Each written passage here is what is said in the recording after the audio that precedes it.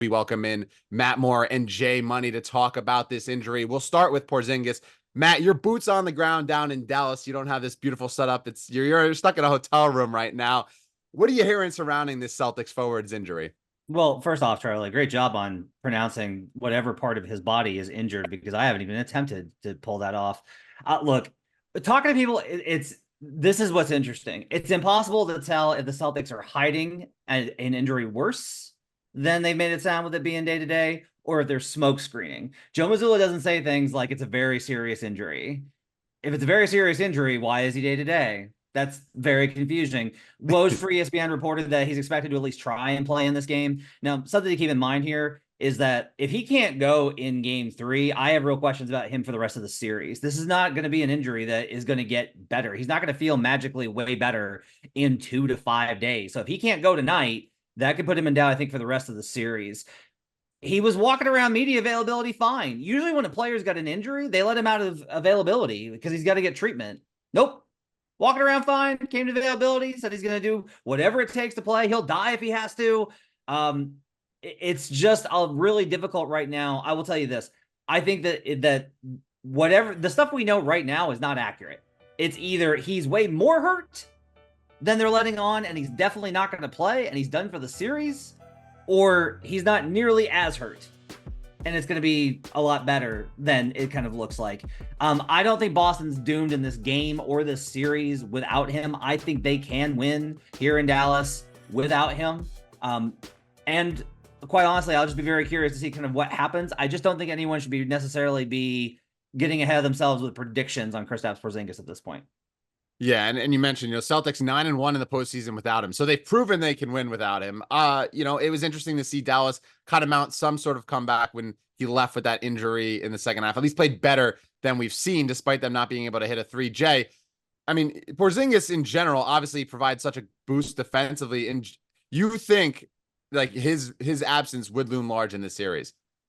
Yeah, I do. I do now. I agree with Matt that they don't necessarily need Porzingis to win this, to win the finals. Obviously, they only have to win 2 of the next 5 games if it gets that far. But like this is paper play Porzingis we're talking about here, man. This goes all the way back to him playing for the Mavs. This guy is always injured, and that was a lot of the reason why people didn't think that the Celtics would be able to make it. Like, oh, Porzingis, is he going to be able to last the whole season? But I do agree with Matt. If he was out for the rest of the series, I would still favor the Celtics to get it done. But for this particular game, like this is a Super Bowl spot for the Mavs here, in my opinion. But Porzingis takes the Celtics offense and defense to another level, in my opinion. I've been saying all season when they have their starting 5, this team is nearly unbeatable. This is one of the best teams we've seen in the last 10 or 20 years. So without Porzingis, and you have to rely on Al Horford a lot more, that's why the Mavs were able to make a comeback in the second half. You get a lot more lob threats towards the paint, in my opinion. Guys like Derek Jones Jr., Derek Lively, and Daniel Gafford as well. You could even throw PJ Washington there as well. So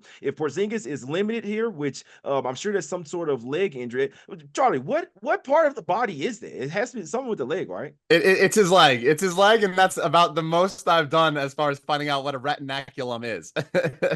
Yeah, I've never heard it, but like basketball is a game that you have to run up and down the floor. So Yeah. honestly, if Porzingis does try to play here, I don't think he'll finish the game. Like the Mavs are going to try to push the pace in this one, try to run Porzingis off the floor. He's already 7'3", 7'4", trying to get up and down the floor. If he's not 100%, that could really mean a lot for the Mavs here. And like I say, a ton of less paint protection, because if you have Al Horford out there, I know me, I'm driving to the paint every single time, Luka or Kyrie, and dishing it off to the centers or Derek Jones Jr., and that's where they would really find a lot of success, and that's where the Celtics would miss Porzingis in this particular game, in my opinion. No respect for 70-year-old Al Horford, but it does make sense, right? Like Daniel Gafford played much better in the second half without Porzingis looming around the paint. He had 5 blocks in the first 2 games this series, but when we talk about Kristaps Porzingis and him, possibly being out, there's a whole grand scheme of Dallas things that have gone on and have gone wrong through the opening 2 games, right? Kyrie Irving has gone ghost mode. Dallas in general have struggled from 3. What specifically, when you look toward tonight's games, we'll start with Matt, does Dallas need in this game to end up pulling off the, I guess not upset because they're favored, but the win? Yeah, it's a whole smorgasbord, quite honestly. Like there's so much that they need to play better at, and that's one of the reasons why I'm not necessarily sure that they're in great position here because there's a lot that they have to fix. I would go with 3-point attempts. You have to open the floor up with your spacing here. You're just not going to be able to get the kind of stuff. You need them questioning whether they're going to get hit with a lob or a three.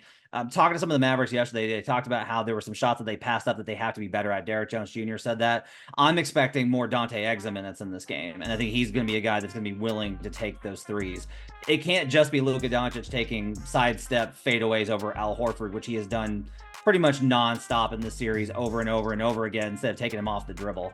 You got to keep pace with Boston because you can get a no KP game or a bad KP game, and you can do all of these types of things. But if Boston's hitting threes and you're not, you're just going to get mathed to death. You've got to be able to keep pace with them.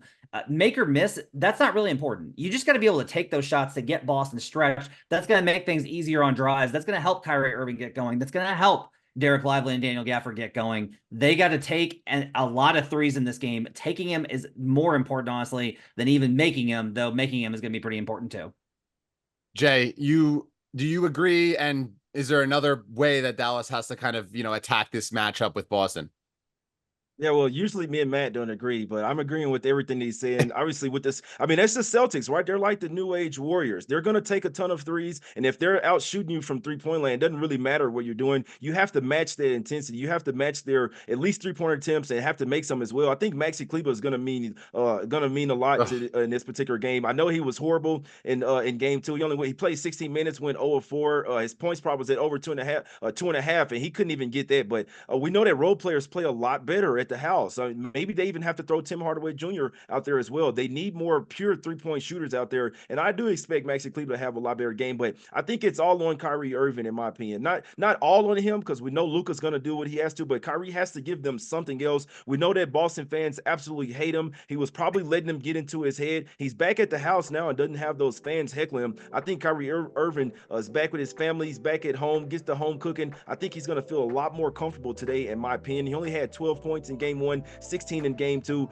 Even though the Celtics have great defenders, Kyrie has to try to get into the paint, draw some fouls, make some threes as well, in my opinion, man. So Luka can't do everything by himself. You don't need the 1 assist Luka. You need that 11 assist Luka, getting all the guys involved in this one so they can feel like they're actually playing in the game, and it's not just one versus everybody, in my opinion. So if I'm the Mavs, I drive to the paint, try to get some foul calls on one of the star players for the Celtics and make them play their bench, because one thing the Celtics don't have, their bench isn't horrible, but that's where they're vulnerable, in my opinion. So if you can get a couple quick early fouls on Tatum or Brown, then that's how you can really exploit the Celtics' weak bench, in my opinion. And on the other side, Luka has to get the role players involved so that they can feel like they're playing team basketball and feed off the crowd energy, man. This team is back at the house. They're down 0-2.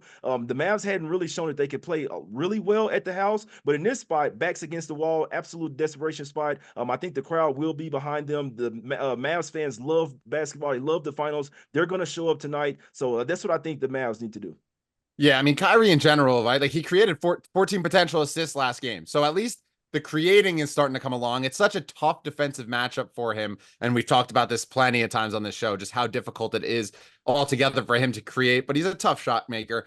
And I will say, before we go into game 3 tonight, please stop giving me hope on Maxi Kleber being able to score more than 3 points, because I've done that the last 2 games and he scored 2, and then he didn't even make like 3 wide open threes. So let's cut this Maxi Kleber talk as we move on to tonight at 8:30 p.m. Eastern. The Mavericks, 2.5-point favorites, over under of around 214 right now. Matt, where are you headed?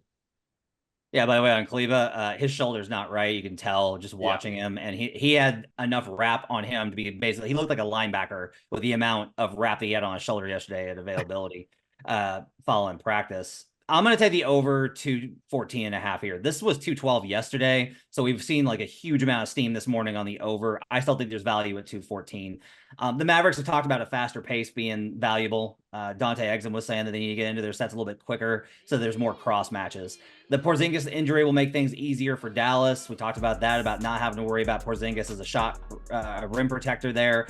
He's not as good Al Horford's not as good in space as a healthy Porzingis. And honestly, a Porzingis that was limited, Luka and Kyrie are both blowing by him after he suffered that injury at the end of game 2. Also, Boston opponent team total overs have gone over in 17 of 20 losses this season. that makes sense, right? Like, oh, they lost, and so the other team scored more than expected. That's not really surprising. But when there's only 20 losses, I want to kind of look at that because this seems like such a smash spot for the Mavericks. Now, I will say, I'm going to eventually bet Boston. I can't get to a point where this line seems right to me. I can't understand the Mavericks being favored at all, even without Porzingis could be sent to Mars. And I would still be like, no, the Boston Celtics should be favored here. So I can't agree with it. But the better bet I definitely think is on the over. I'm expecting better pace. I think Boston's going to shoot well because honestly, the Mavs defense has been worse at home in these playoffs. And I think Dallas is going to shoot better like Jay thinks. So I'm going to take the over 214.5, and that'll be the best bet. Right. It makes sense in theory, right? Like the Dallas is going to make more shots eventually, and role players are going to play better at home. So with them scoring a faster pace lends itself to an over. And we finally got to the point in the show where Matt and Jay disagree. Matt saying that he's probably going to end up on the Celtics, but Jay Money, you're all over Dallas in this one.